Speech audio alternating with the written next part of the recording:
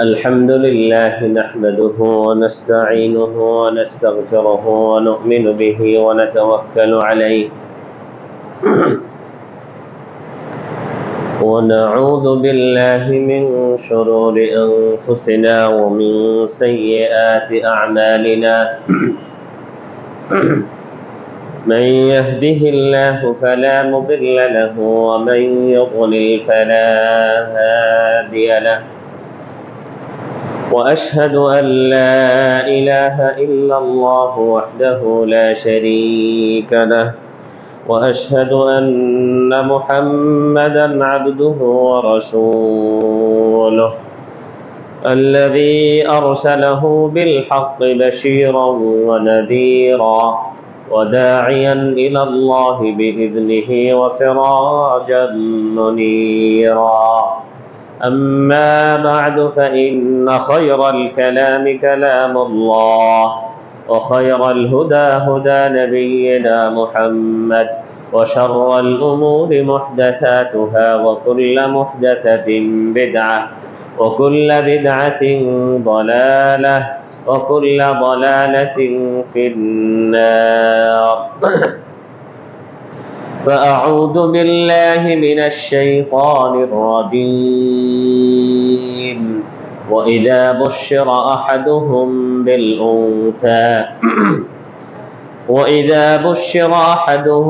بالأنثى ظل وجهه مسودا وهو كظيم يتوارى من القوم من سوء ما بشر به أيمسكه على هون أم يدسه في التراب ألا ساء ما يحكمون.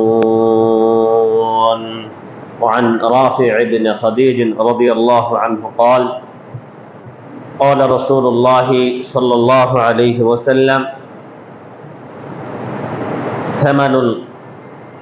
ثمن الكلب خبيث ومهر البغي خبيث وكسب الحجاب خبيث رواه مسلم. আলহামদুলিল্লাহ, প্রশংসা, গুণগান, হামদ ও থানা, আরাধনা ও উপাসনা সব একমাত্র মহান আল্লাহ রাব্বুল আলামিনের জন্য, যার অশেষ ও খাস মেহেরবানিতে আমরা আল্লাহ রাব্বুল আলামিনের সর্বশ্রেষ্ঠ ধর্ম আসমানি কিতাবসমূহের মাঝে সর্বশ্রেষ্ঠ কিতাব ইসলাম ধর্মের কোরআনুল কারীমের দীক্ষা লাভ করার নিয়ামত অর্জন করতে পেরেছি। রব্বুল আলামিনের দরবারে আমরা সর্বদাই শুকর আদা করব। এখনো পড়ি কালিমাতুশ শুকর, আলহামদুলিল্লাহ। সালাত ও সালাম বর্ষিত হোক সর্বদাই সর্বাবস্থাতেই আমাদের প্রিয় রাসূল, আমাদের উসওয়া, আমাদের কুদওয়া জনাবে মুহাম্মদুর রাসূলুল্লাহ সাল্লাল্লাহু আলাইহি ওয়াসাল্লামের উপর। সম্মানিত দিন প্রিয় ভাইগণ, আমরা আমাদের দেশে বেশ কদিন ধরেই একটি বিষয় নিয়ে অনেক শুনতেছি। আমরা আলেমরা যখন এই বিষয়ে কথা বলি অথবা যখন এই সমস্ত বিষয় নিয়ে মসজিদে অথবা কোথাও কোনো মাহফিলে আলোচনা করা হয়, তখন আমাদেরকে নারী বিদ্বেষী হিসাবে আখ্যায়িত করা হয়। এটাকে নারী বিদ্বেষী বয়ান হিসাবে আখ্যায়িত করা হয়। পরিবেশটা এভাবেই তৈরি করা হয়, সমাজের মা বোনদেরকে অথবা অন্যান্য মানুষদের মাঝে এভাবেই বোঝানো হয়, আলেমরা, ধর্মবীরুরা অথবা ডানপন্থীরা নারীদের কল্যাণকামী নয়। সত্যিকার অর্থে আপনি যদি কোরআন ও হাদিসের আলোচনা শুনেন, আপনি যদি রাসূল সাল্লাল্লাহু আলাইহি ওয়াসাল্লামের চিন্তাধারাকে আপনি ভালো করে লেখাপড়া করে বুঝেন, আপনি যদি আল কোরআনুল কারীমের বিষয়গুলোকে যদি আপনি খেয়াল করে বুঝেন, কি এক পরিবেশে ছিল মহিলারা, তাদের কতটুকু অধিকার ছিল জাহেলিয়াতের যুগে, এমনকি বর্তমান যুগে বিভিন্ন ধর্মগুলোতে অন্যান্য ধর্মাবলম্বীরা তাদের মা বোনদেরকে, তারা তাদের নারীদেরকে কতটুকু মূল্যায়ন করে, ধর্ম তাদেরকে কতটুকু অধিকার দিয়েছে। কোরআনুল কারীমের সাথে যদি আমরা একটু মিলিয়ে নেই, তাহলে যেহেতু আল্লাহ আমাদেরকে বিবেক দিয়েছেন, প্রত্যেকটি মা বোনের, প্রত্যেকটি মহিলার শ্রদ্ধা, ভালোবাসা, মহাব্বত, দায়িত্ববোধ বেড়ে যাবে ইসলামের প্রতি। কোরআনুল কারীমে আল্লাহ রাব্বুল আলামিন মহিলাদের পূর্বেকার অবস্থাটা কিছুটা বর্ণনা করতেছেন এবং তারা কতটা লজ্জিত হতো একটা মহিলা তাদের বা একটা মেয়ে বাচ্চা তার ঘরে জন্ম নিবে। কেন? পরিবেশ কারা তৈরি করেছে? দোষ কি এই মেয়ের, যে মেয়ে জন্ম নিয়েছিল? না, কোরআনে কারীম এই মহিলাদের পক্ষ নিয়ে, নারী জাতির পক্ষ নিয়ে জাহেলিয়াতের সাথে কি লড়াই করে মহিলাদের যে একটি অধিকার সেটা সাব্যস্ত করে গেছে। অধিকার কি জিনিস সেটা আমরা অনেকেই বুঝি না। আল আমরু বিল মারুফ ওয়ান নাহি আনিল মুনকার, এটা মুসলমানদের একটি দায়িত্ব। সূরা আল ইমরানে আল্লাহ রাব্বুল আলামিন কয়েকটি আয়াতে সুন্দরভাবে বলেছেন, কুনতুম খায়রা উম্মাহ উখরিজাত লিন-নাসি তা'মুরুনা বিল মা'রুফ ওয়া তানহাউনা আনিল মুনকার, তোমরা সর্বশ্রেষ্ঠ উম্মত, সর্বশ্রেষ্ঠ জাতি, মানুষকে কল্যাণের দিকে দাওয়াত দিবে, অকল্যাণকর থেকে বিরত রাখবে। ওয়ালতাকুম মিনকুম উম্মাতুন ইয়াদউনা ইলাল খায়র ইয়া'মুরুনা বিল মা'রুফ। আরেকটি আয়াতে বলতেছেন তোমাদের মাঝে এমন একটি দল হওয়া উচিত। তো এখানে দল হলে কি আর এখানে দাওয়াত দিলে কি, যদি আমি মা'রুফ এবং মুনকার না চিনি, ভালো কোনটা মন্দ কোনটা এটা যদি না বুঝি, আমার কল্যাণ কোথায় অকল্যাণ কোথায় এটা যদি আমি না বুঝি, কোনটা ভালো হবে কল্যাণকর হবে এটা আল্লাহ রাব্বুল আলামিন ভালো জানেন। কাজেই একজন মা বোন যদি মনে করেন হাত মোজা, পা মোজা অথবা মাথায় বোরকা পরাটাই কি আমার কি অধিকার হরণ করা হচ্ছে, কেন 10টা পুরুষের মতো আমি কি বিনা কাপড়ে কি একটু রাস্তায় হাঁটাহাঁটি করতে পারি না, এটাকে যদি তার অধিকার মনে করেন, তাহলে আপনি ভালো মন্দের কি কিছুই ইলম আপনার মাঝে নেই। কোরআনুল কারীমে আল্লাহ রাব্বুল আলামিন আমাদেরকে সেই জাহেলিয়াতের ইতিহাস কিছুটা বলতেছেন। এই ইতিহাসগুলো আছে আমাদের পার্শ্ববর্তী বিদর্ভী যে সমস্ত রাষ্ট্রগুলো, সেগুলোতে যেমন দেখবেন, এবং বাংলাদেশের মাটিতে ইসলাম প্রিয় নয়, বাম রামপন্থী অথবা যারা নিজেদেরকে প্রগতিশীল ভাবে, তাদের পরিবারে এগুলো দেখবেন।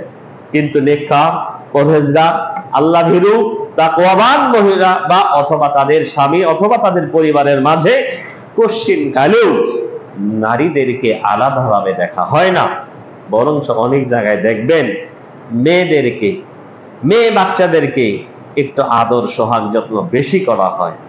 আল্লাহ রাব্বুল আলামিন কোরআনে কারীমে মহিলাদেরকে কোথায় তারা বসবাস করবে, তাদের জায়গা কোথায়, পুরুষের সাথে কি পাল্লাপাল্লি করে তারা পুলিশে চাকরি দিবে, পুরুষের সাথে পাল্লাপাল্লি করে তারা কি সেনাবাহিনীতে, নৌবাহিনীতে এবং মাঠে ঘাটে কাজ করবে? না, আল্লাহ এটা চান না, কারণ তাদেরকে এই শক্তি দিয়ে তৈরি করা হয়নি। তারা তাহলে সেখানে প্রতিযোগিতায় হেরে যাবে, তাদের কষ্ট, তাদের ডিউটি বেড়ে যাবে।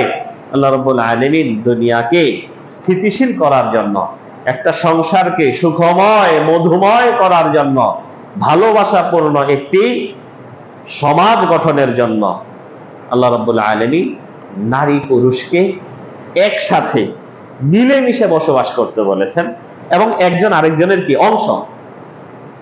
ওমিন আয়াতিহি আন খালাকা লাকুম মিন আনফুসিকুম আজওয়াজা লিতাসকুনু ইলাইহা।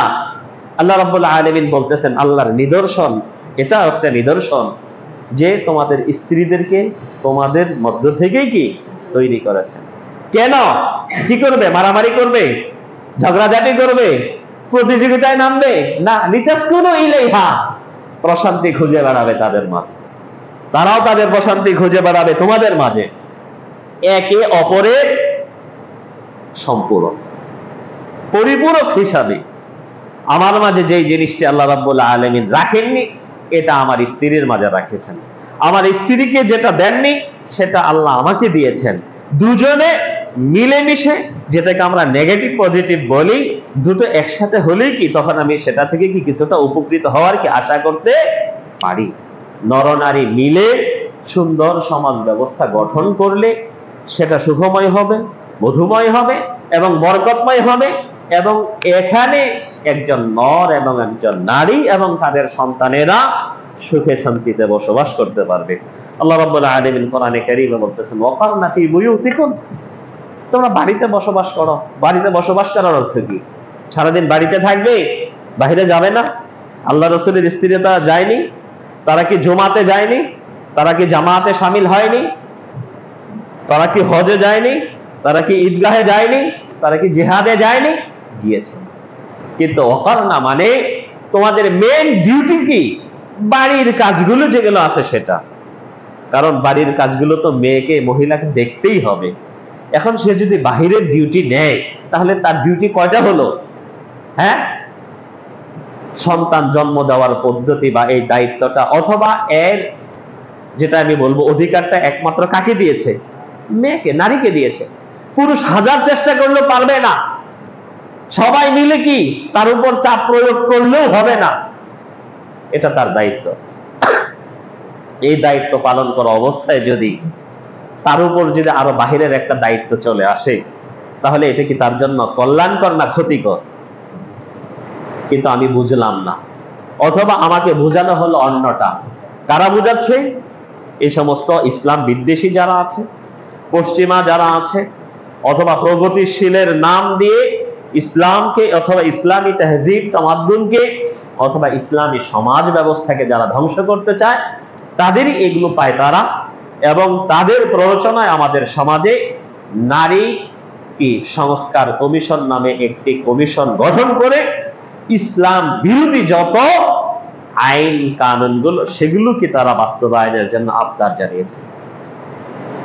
আমার মাথায় সরাসরি প্রথমে চিন্তা আসে, নারীদের সংস্কারে যদি কেউ কাজ করত, তাহলে উচিত ছিল আমাদের সমাজে যে সমস্ত মেয়েদেরকে এখনো যৌতুক দিয়ে বিয়ে দিতে হয়, এর বিরুদ্ধে কি একটি আইন তালাশ করা। আমাদের মা বোনরা, আমাদের দেশের নারীরা এখনো জীবিকার তাগিদে তারা তাদের দেহ বিক্রি করে দেয়, পরিচিত অপরিচিত ভিন পুরুষের শয্যা সঙ্গী হয়। এটার বিরুদ্ধে কথা বলা উচিত ছিল আমাদের সমাজে। আল্লাহ রাব্বুল আলামিনের তরফ থেকে প্রদত্ত যে অধিকার তাদেরকে দেওয়া হয়েছে, মিরাসের সম্পত্তির, অধিকাংশ ফ্যামিলি সেই অধিকার থেকে তাদেরকে বঞ্চিত করে।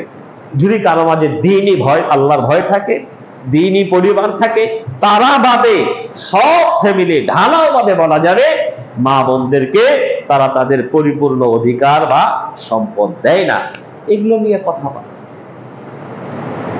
এত এত বিশ্ববিদ্যালয় রয়েছে, উচিত ছিল যে না, যেমন আমরা সৌদি আরবে দেখেছি, শুধুমাত্র বিশাল বড় এক ভার্সিটি, 20-25-30 হাজার ছাত্রী, 40-50 হাজার ছাত্রী, কিন্তু সেখানে গেটে কয়েকটা পুরুষ দারোয়ান ছাড়া এবং কয়েকটা বাসের ড্রাইভার ছাড়া আর কোনো মহিলা খুঁজে পাবেন না। এটাই না তাদের অধিকার? বিশাল বড় সেক্টর, তারা তাদের নিজেদের মতো কাজ করতেছে, ভয়ের কিছু নেই। A to Z সব মহিলা করুন এটা। কিন্তু না, পুরুষের সাথে কি প্রতিযোগিতায় নেমে পারবে না প্রতিযোগিতায়, আবার সেখানে কি বৈষম্য বিরোধী কি কিছু নিয়ম চালু করে, এগুলো একটা বিশৃঙ্খলা। এটা সত্যিকার অর্থে প্রত্যেকটি মুসলমানকে আলোচনার মূল উদ্দেশ্য হচ্ছে বিশ্বাস করা যাবে না এগুলোতে, সমর্থন করা যাবে না, এতে বাস্তবায়নও করা যাবে না। কারণ সরাসরি ইসলাম বিরোধী কথা।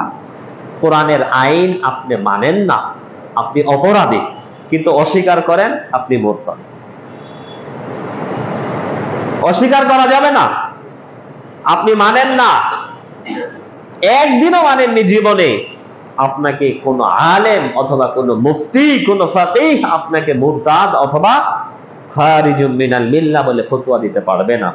কিন্তু আপনি মানেন, কিন্তু এর মধ্যে আপনার অভক্তি, অপছন্দ আপনার, তাহলে আপনি মুসলিম থাকতে পারবেন না। যালিকা বিআন্নাহুম কারিহু মা আনজালাল্লাহু ফাআহবাতা আমানাহুম। কোরআনের আয়াত। কেন তাদের ঈমান বরবাদ করে দেওয়া হলো? কেন তাদেরকে ইসলাম থেকে বের করে দেওয়া হলো?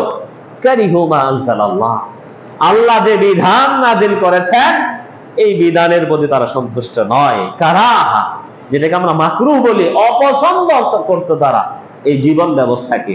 কাজে আসুন, আমরা যারা পুরুষ আছি, মা বোন যারা আছে, আমাদের প্রত্যেকের দায়িত্ব এই সমস্ত মুরতাদ, নাস্তিক, ইসলাম বিদ্বেষী বাম রামপন্থীদের দ্বারা গঠিত নারী কমিশনের নামে ইসলামের উপর যে আঘাত আনা হয়েছে, আমাদের বাংলাদেশে সুখে শান্তিতে বসবাসকৃত ফ্যামিলিদের মাঝে একটি অশান্তি সৃষ্টির পায়তারার জন্য যে কমিশন গঠন করা হয়েছে, আমরা এর নিন্দা জানাবো এবং এটা যাতে বাস্তবায়িত না হয় সেজন্য আমরা চেষ্টা করব।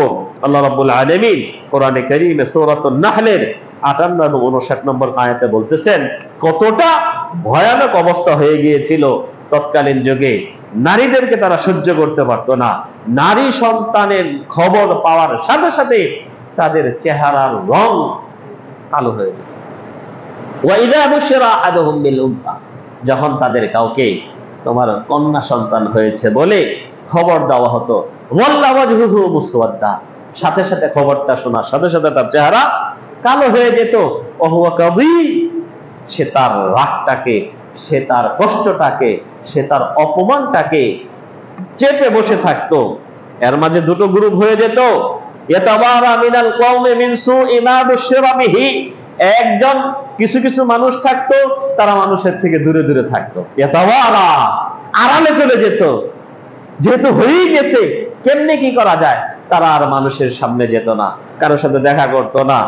আয়ুমসিকুহু আলা হুন, যেত না কেন? কারণ কন্যা সন্তান হয়েছে ঘরে। দেখেন কতটা অবস্থা, না কোরআনকে অবিশ্বাস করবে।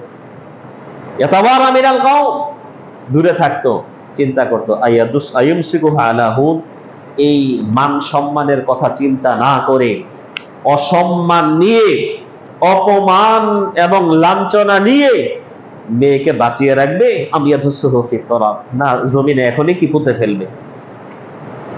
কি একটা পরিবেশ হয়েছিল। কিন্তু ইসলাম এটা কি বলেছে? তাদেরকে এগুলো করতে নিষেধ করেছে। সূরাতুত তাকবীরে আল্লাহ রাব্বুল আলামিন বলতেছেন, ওয়া ইযাল মাউউদাতু সুইলাত বিআইয়ি যামবিন কুতিলাত, যখন একজন নারী সন্তানকে জিজ্ঞাসা করা হবে, বিআইয়ি যামবিন কুতিলাত, কোন অপরাধে তোমাকে হত্যা করা হয়েছিল, জিন্দা দাফন করা হয়েছিল। তার মানে বোঝানো হচ্ছে যে না, পরকালের জবাবদিহিতা তোমাদের সামনে আছে।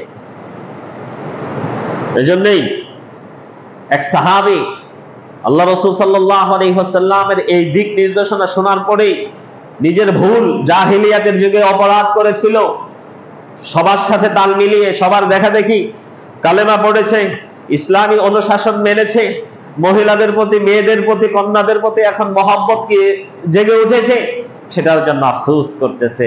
সাবিত ইবনে কাইফ ইবনে আসিম আত-তামিমি রাদিয়াল্লাহু তাআলা তিনি বলতেছেন, ইন্নী ওয়াআতু সামানিয়া বানাত ফিল জাহিলিয়া, আল্লাহর রাসূল, আমি তো জাহিলিয়াতের যুগে আমার 8টা মেয়েকে আমি কি মাটি চাপা দিয়েছি। ওয়াআতু সামানিয়া, 8টা মেয়েকে দিয়েছি। আল্লাহ রাসূল কি বললেন? ফাতিক আন কুল্লি ওয়াহিদিন বাদানা, তুমি প্রত্যেকের তরফ থেকে রাকাবা, শুরুতে বলেন আল্লাহ রাসূল যে তুমি প্রত্যেকের তরফ থেকে একটি করে কি কৃতদাসী বা কৃতদাস আজাদ করে দাও, গোলাম আজাদ করে দাও। যে মানুষ বেচা কেনা হতো আগে, এগুলো কিনে বিচার দাও। তো এই সাহাবী বলতেছে, আল্লাহ রাসূল, আমি তো আমার কৃতদাস নেই, তবে আমার উট আছে। আল্লাহ রাসূল বললেন, তাহলে প্রত্যেকটা মেয়ের তরফ থেকে একটা করে উট তুমি জবেহ করে দাও, এর একটি কাফারা স্বরূপ ইত্যাদি। তো ইসলাম সবসময় মেয়েদের বা নারীদের অধিকারের কথা বলে। আলেম উলামারা যারা বলেন, তারা আপনাদের বা মা বোনদের ইজ্জত, মা বোনদের সম্মান, মা বোনদের হেফাজত এগুলো বলেন, এটাকে কশিন কালেও নারী বিদ্বেষী বয়ান হিসেবে ধরা যাবে না। কেউ যদি মনে করে তাহলে সরাসরি, কারণ আলেম কোরআনের থেকে উদ্ধৃতি দিয়ে আলোচনা করতেছে, যে ফতোয়া দিচ্ছে কোরআনের থেকে উদ্ধৃতি দিয়ে ফতোয়া দিচ্ছে, মূলত ঘৃণা চলে যাচ্ছে কি কোরআনের বিরুদ্ধে, যা ঈমান নষ্ট হয়ে যাওয়ার অন্যতম একটি কারণ। বড় আফসোসের বিষয়, আমরা এই নারী কমিশনের যে সমস্ত প্রস্তাবনাগুলো দেখি, গা শিউরে যায়। এজন্য আমার কাছে সবচেয়ে বেশি অযোগ্য, অসভ্য, বর্বর মনে হয় এদেরকে। যে না, যদিও এদেরকে কিছুটা জাগতিক শিক্ষা এদের মাঝে আছে, কিন্তু এদের পারিবারিক অবস্থা খুবই নোংরা, খুবই নোংরা। হয়তো তাদের ফ্যামিলিতে এ সমস্ত নোংরামি অনেকটাই রয়েছে এবং তারা এই সমস্ত নোংরামির কষাঘাতে জর্জরিত হয়ে ভালো কোনটা মন্দ কোনটা সেটা আর পরখ করতে পারতেছে। তা না হয় কোন নারী জাতি কশ্চিন কেন সুপারিশ করতে পারে যারা তাদের দেহকে বিক্রি করে দিবে, অল্প কিছুটা সময় তাকে নিয়ে কি লালসা পূরণ করে চলে যাবে, এটার একটা লাইসেন্স, এটাকে শ্রমিকের মর্যাদা দেওয়া? অথচ ইসলাম এটাকে নিষেধ করেছে, হারাম করেছে। নারী পুরুষ উভয়ের উপর কি বেত্রাঘাত যদি তারা অবিবাহিত হয়, যদি বিবাহের স্বাদ নেওয়ার পরেও যদি কোনো নারী এবং কোনো পুরুষ এই কাজে লিপ্ত হয়, তাহলে ফরজিব রজম করে দিতে হবে তাদেরকে। কারণ তারা ক্যান্সার ভাইরাস। বিবাহিত হওয়ার পরেও যদি তারা কি, যেটাকে আমরা পরকীয়া বা বহুগামী বলি, যে না, তাহলে এগুলোকে সমাজে বাঁচিয়ে রাখলে সমাজের পরিবেশ আরো নোংরা হবে। কোরআনে কারীম আল্লাহ রাব্বুল আলামিন বলতেছেন, আসলে তো উচিত ছিল এই সমস্ত মহিলাদের যে না ওগুলো বন্ধ করে দেওয়া। যেগুলো আছে লাইসেন্স তো দূরের কথা, তাদেরকে কর্মী হিসাবে কি আখ্যায়িত, শ্রমিক হিসাবে কি, এগুলো না বলে তাদের একটা বসবাসের ব্যবস্থা, একটা ভালো চাকরির ব্যবস্থা, একটি বাসস্থানের ব্যবস্থা এবং এগুলো ভাসমান যেগুলো সমাজে চলতেছে এগুলো বন্ধ করার ব্যবস্থা, এগুলো না করে এদেরকে শ্রমিকের মর্যাদা দেন। আর এই জন্যই দেখবেন খুব কৌশলে শব্দটা চেঞ্জ হয়ে গেছে। এক সময় আমরা এদেরকে ডাকতাম বা শুনতাম যেটাকে আরবিতে দেআরা বলে, বেশ্যা অথবা পতিতা। এখন আমরা ইদানিং কি পেপার পত্রিকায় লেখে যৌনকর্মী। এটা কোনো কর্ম? হ্যাঁ, যৌনকর্মী তারা, বলে ইয়াদু বিল্লাহ। আল্লাহ রাব্বুল আলামিন কোরআনে কারীমে বলতেছেন, জাহেলিয়াতের যুগে অমুসলিম তারা অনেকেই তাদের কৃতদাসীদেরকে দিয়ে, নিজের আত্মীয় স্বজন নয়, কৃতদাসী যে সমস্ত বাচ্চা কেনা বেচা করা যেত যুদ্ধ বিগ্রহ বা ইয়েতে, তাদেরকে দিয়ে অনেকেই এই কাজ করাতো। আল্লাহ রাব্বুল আলামিন নিষেধ করলেন সূরাতুন নূরের 33 নম্বর আয়াতে, ওয়ালা তুকরিহু ফাতায়াতিকুম আলাল বিগাই ইন আরাদনা তাহাসসুনা লিতাবতাগু আরাদাল হায়াতাদ দুনিয়া। তোমরা তোমাদের কৃতদাসীদেরকে বাধ্য করো না, অনুমোদন দিও না এগুলো কাজ যাতে তারা না করে। আল্লাহ রাসূল সাল্লাল্লাহু আলাইহি ওয়াসাল্লাম নিষেধ করে দিলেন। রাফি ইবনে খাদিজ রাদিয়াল্লাহু তাআলা আনহু হাদিস, সামানুল কালবি খাবিথুন, কুকুর এটা অনেকে বিক্রি করে না, কেনা আনে না, অনেকেই কিনছে আবার একটা বিক্রি করে, খাবিথ। এটা আপনি নিজে বাচ্চা দিয়ে সেটা বিক্রি করেন অথবা যেখান থেকে ধরে আনেন, কুকুর বেচার পয়সা সম্পূর্ণ হারাম। ওমাহরুল বাগী, এই বাগী বলা হয় বেশ্যা যারা, পতিতা, এগুলা বাগী, খাবিথ, নোংরা, হারাম। ওয়াকাসবুল হিজাব, শিঙা লাগিয়ে যে পয়সা উপার্জন করা হয় এটাকেও খাবিস বলা হয়েছে। তবে অন্য একটা হাদিস দ্বারা প্রমাণিত যে আল্লাহ রাসূল দিয়েছিলেন, মানে সেটা নেওয়া জায়েজ, তবে উত্তম পেশা নয়। অনেকেই দিনদার ভাইরা দেখে এটাকে পেশা হিসাবে গ্রহণ করে নিয়েছে। না, এটাকে পেশা হিসাবে গ্রহণ করাটাও কি কোনো কল্যাণকর কিছু নয়। কাজে বড় আফসোসের বিষয়, আমাদের দেশেই বড় আশ্চর্যের বিষয় হলো যে না, এই কমিশনগুলো আরেকটি বিষয় হাস্যকর, বৈবাহিক দর্শনের একটা তারা কোত্থেকে সূত্র তৈরি করেছে। স্বামী তার স্ত্রীর সাথে মেলামেশা করবে, এটাকে তারা কি কখনো কখনো ধর্ষণের আখ্যা দিয়ে মামলাও করতে পারবে। আবার ওদিকে কি, তার মানে একটা স্বামী স্ত্রীর সম্পর্কটা আস্তে আস্তে নষ্ট হয়ে যায়, আর সেদিকে ওদেরকে কি যৌনকর্মী হিসাবে তারা কি লাইসেন্স পাক, প্রত্যেকটা অলিগলিতে এলাকায় এলাকায় থাকবে, বাসা বাড়িতে থাকবে লাইসেন্স নিয়ে, আপনার মনে চাবে আপনি সেখানে চলে যাবেন। আরে উচিত তো ছিল, ইজিপ্ট আগে বললাম যে না, কল্যাণকর কোনটা অকল্যাণকর কোনটা এই ইলম তাদের মাঝে নেই। কারণ তাদের মস্তিষ্ক নষ্ট হয়ে গেছে, তাদের বিবেকটা কি পশ্চিমাদের কাছে অথবা ইসলাম বিদ্বেষীদের কাছে বন্ধক দিয়ে রাখা হয়েছে, যার কারণে তারা তাদের জাতির, নারী জাতির অধিকার সম্পর্কে জানে না। বৈবাহিক দর্শন কাকে বলে? উচিত তো ছিল, আমাদের সমাজে এখনো অনেক আছে, মা বোনদের যখন মাসিক পিরিয়ড হয় অথবা সন্তান প্রসবের কারণে আগে পরে যে ব্লাড আসে, পানি আসে, সেটাকে আরবিতে নেফাজ বলা হয়। এই অবস্থায় তাদের সাথে কি ইন্টারক্রস করা, সহবাস করা নিষেধ, হারাম। হাদিসে নিষেধ আছে, কোরআনে নিষেধ আছে। এরপরে অনেক পুরুষ আছে, যেহেতু আমরা এই সেক্টর আলেম, অনেকেই বিভিন্ন বরাত দিয়ে আমাদের কাছে ফতোয়া জিজ্ঞাসা করে কতটা অপরাধ অথবা কি করণীয়। অনেক স্বামী আছে এর মাঝেই কি দেখা যাচ্ছে, স্ত্রীর সাথে মেলামেশা করতেছে। ওয়াল ইয়াযু বিল্লাহ, এর থেকেও ভয়ানক আছে, অনেকে পিছনের রাস্তা দিয়ে সঙ্গম করতেছে। আল্লাহ রাসূল সাল্লাল্লাহু আলাইহি ওয়াসাল্লাম এগুলোকে হারাম করেছেন, লানত করেছেন। আরে উচিত ছিল তাদের এগুলোর বিরুদ্ধে কি আন্দোলন করা, রাষ্ট্রীয়ভাবে আইন তৈরি করা যে না হতে পারে তার স্ত্রী, কিন্তু ইসলাম এবং সমাজ তাকে যে অধিকার দিয়েছে যে না ঋতুবর্তী মহিলার সাথে তার স্বামী কি সহবাস করতে পারবে না, এবং তার বাইরে সঙ্গম করা বিশাল বড় কি একটা অপরাধ, এগুলো বলো না, এগুলো না। অথচ আল্লাহ রাসূল সাল্লাল্লাহু আলাইহি ওয়াসাল্লাম তার হাদিসে বলেন, আবু হুরায়রা রাদিয়াল্লাহু তাআলা আনহুর হাদিস, মালউনুন মান আতা ইমরাআতাহু ফি দুবরিহা, রাওয়াহু আবু দাউদ। আল্লাহ রাসূল সাল্লাল্লাহু আলাইহি ওয়াসাল্লাম বলেন, ওই ব্যক্তি মালউন, লানত আল্লাহর তার উপর যে তার স্ত্রীর সাথে সঙ্গম করে পায়ুপথে।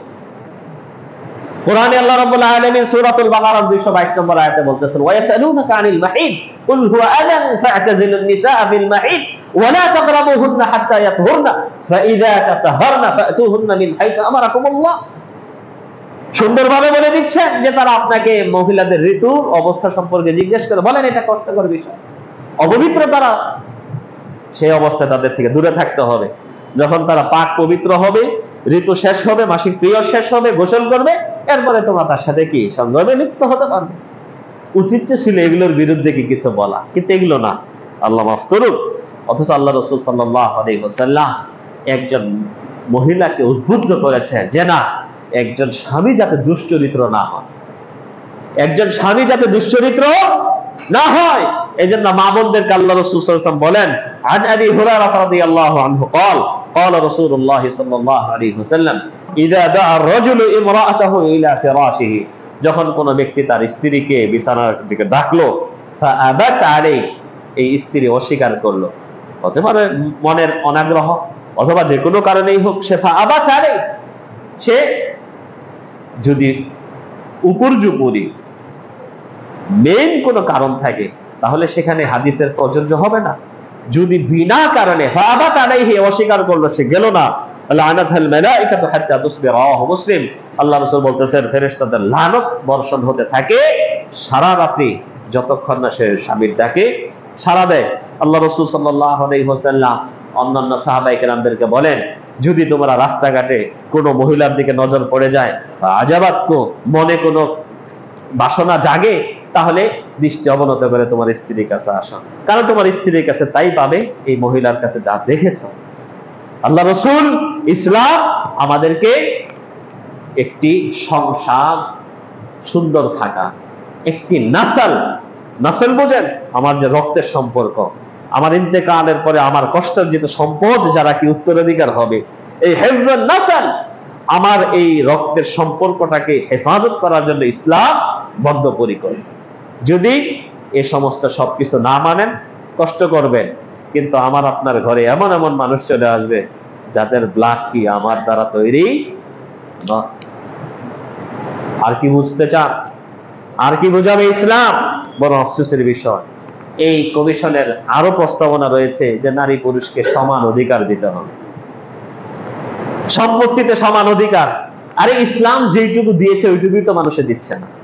তাহলে দেখেন এরা ইসলামের বিরোধিতা করতেছে এবং বাংলাদেশের সাধারণ জনগণের যে চিন্তা চেতনা এটারও কি বিরোধিতা করতেছে। ইসলাম যে তাদেরকে লিযাকারি মিসলু হাযযিল উনসায়াইন, একজন পুরুষের অর্ধেক পাবে তারা, এইটুকুই তো দিচ্ছে না। ইসলাম যে বিধান চালু করছে এইটুকুই আমাদের সমাজের মানুষ মেনে নিতে পারতেছে না, নেয় না, দেয় না। কত বাহানা, বাড়ি দিব না, বিল্ডিং দিব না, দোকান দিব না, খেতে দিব, মাঠে দিব, বিভিন্ন রকমের বাহানা দিয়ে তাদেরকে ঠকাচ্ছে। সেটার বিরুদ্ধে কথা বলে, কিন্তু সেটা না বলে সমান অধিকার। মূলত ইসলামকে এই সমস্ত নারীদের বিপক্ষে দাঁড় করানোই হচ্ছে তাদের কি এজেন্ডা। আল্লাহ রাব্বুল আলামিন কোরআনে কারীমে যেরকম মা বোনদের জন্য আলাদা করে কোনো বিধান নয়, পুরুষদের জন্য একই বিধান, মা বোনদের জন্য একই বিধান, শুধুমাত্র মিরাসের বেলায় লিযাকারি মিসলু হাযযিল উনসায়াইন, বাসার ছেলেরা পাবে আপনি পাবেন না তা নয়, বাড়ি বিটা ছেলেরা পাবে এরকম আমাদের সমাজের নিয়ম। অর্থাৎ মূল্য হিসাব করে, কারণ মাঠের জমির দাম একটা আর শহরের জমির দাম অন্যরকম। এখানে মূল্য হিসাব করে মোট মূল্যে 2 ভাগ যদি ছেলে পায় তাহলে কি আপনি পাবেন 1 ভাগ। অর্থাৎ মেয়ে যা পাবে তার ডবল পাবে, অথবা ছেলে যা পাবে তার অর্ধেক পাবে কি এক মেয়ে। তার কারণও আছে। একজন ছেলে কতটা কষ্ট করে, খেয়াল করছেন তার কতটা দায়িত্ব। মাঠে ঘাটে যারা কাজ করে বিশেষ করে খেয়াল করেন তো। যাই হোক, আলোচনা লম্বা হয়ে যাবে, সেদিকে যাচ্ছি না। আল্লাহ রাব্বুল আলামিন কোরআনে কারীমে ছেলেদেরকে একটু এই সংসার পরিচালনার দায়িত্ব দিয়েছেন। এটা তাদের সহ্য হয় না। এদেরকে কেন দিলেন? এদের কাছে কত বড় একটা দায়িত্ব। আর রিজালু কাওয়ামুনা আলান নিসাই বিমা ফাদ্দালাল্লাহু বা'দাহুম আলা বা'দিন ওয়া বিমা আনফাকু। পুরুষদেরকে আল্লাহ রাব্বুল আলামিন নারীদের উপর দায়িত্ব দিয়েছেন। কেন? বিমা ফাদ্দালাল্লাহু বা'দাহুম, এটা আল্লাহর তরফ থেকে কিছু ফজিলত, আল্লাহর তরফ থেকে কিছু বৈশিষ্ট্য দিয়েছেন।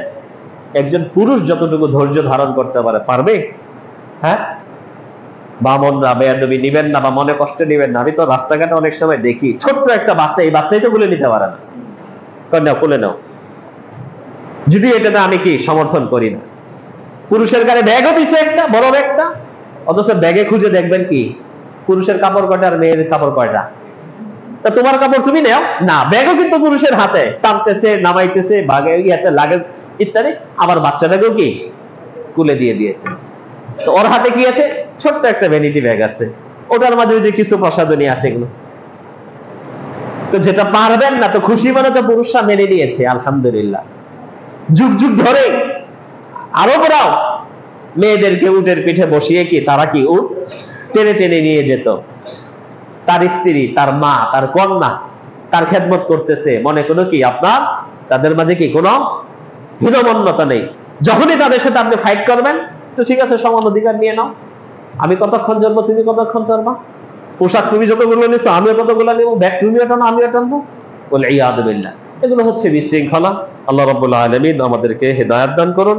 আল্লাহ রাব্বুল আলামিন বলতেছেন ফাদ্দালাল্লাহু বা'দাহুম আলা বা'দ, পুরুষদেরকে ধৈর্য বেশি দিয়েছেন, শারীরিক শক্তি তাদেরকে বেশি দিয়েছেন, এবং ওয়া বিমা আনফাকু, একটা সংসারে নারী পুরুষ যখন তারা উভয়ে কি বিবাহ বন্ধনে আবদ্ধ হয়, নারীও তার চাহিদা পূরণ করে, পুরুষও তার চাহিদা পূরণ করে। কিন্তু দেনমোহর কে দেয়? কে দিতে হবে? কাকে? ওয়াতুন নিসাআ সাদাকাতিহিন্না নিহলা, আল্লাহ কোরআনে আদেশ করলেন তোমরা তোমাদের স্ত্রীদেরকে কি দেনমোহর দিয়ে দাও। এখানে আল্লাহ বলতেছেন অবিমা আনফাকু, তাদেরকে এই বৈশিষ্ট্য দেওয়া হয়েছে নেতৃত্বের, সংসার পরিচালনার, এবং তারা খরচ করে, খরচের দায়িত্ব তাদের। একজন মহিলা যতই সে সম্পদশালী হোক, তার উপর তো ফরজ দায়িত্ব না তার সন্তানদের ভরণ পোষণে, পুরুষের উপর দায়িত্ব। কাজে আল্লাহ রাব্বুল আলামিন তাদেরকে দায়িত্ব দিয়েছেন এবং তাদেরকে এই অধিকার দিয়েছেন। কাজে এইটুকু যদি আমরা সহ্য না করে, পুরুষদেরকে যদি আমরা প্রতিপক্ষ মনে করে, অথবা আমাদের সমাজের নারী বিদ্বেষী যারা নারী কমিশনের যারা আছে, এরা পুরুষকে এবং মহিলাদেরকে যখন একে অপরের কি প্রতিযোগী অথবা একে অপরের সহযোগী না বানিয়ে বিরোধী বানাবে, সমাজটা নষ্ট হয়ে যাবে, সংসারগুলো দিনে দিনে কি নষ্ট হয়ে যাবে, শান্তি লোপ পাবে, এবং যে সমস্ত সংসারগুলো ভালোভাবে চলতেছিল দেখা যাবে এ সমস্ত প্ররোচনায় আস্তে আস্তে কি বৈবাহিক সম্পর্ক নষ্ট হয়ে যাবে। আল্লাহ রাব্বুল আলামিন আমাদেরকে সুবুদ্ধি দান করুন, আমিন। আকুলু কওলি হাদা ওয়া আস্তাগফিরুল্লাহ লি ওয়া লাকুম ওয়া লিসাইরিল মুসলিমিনা মিন কুল্লি যানবিন ওয়া খাতিয়াতিন ফাস্তাগফিরুহু ইন্নাহু হুয়াল গফুরুর